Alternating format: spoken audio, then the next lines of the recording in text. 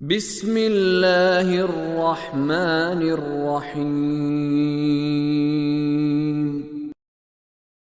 متكئين على فرش بطائنها من استبرق وجنى الجنتين دان فبأي آلاء ربكما تكذبان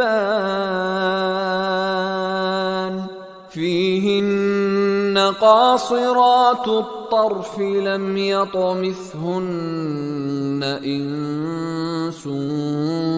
قبلهم ولا جان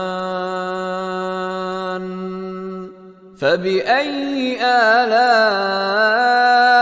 ربكما تكذبان كأنهن الياقوت والمرجان